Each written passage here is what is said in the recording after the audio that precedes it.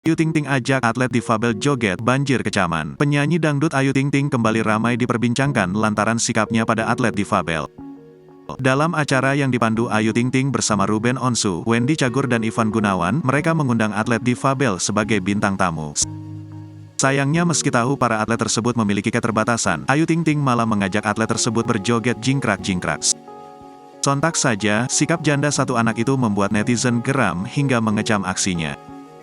Sebaliknya, netizen justru memuji sikap Ruben Onsu. Hal ini mengundang reaksi sejumlah pihak termasuk para aktivis.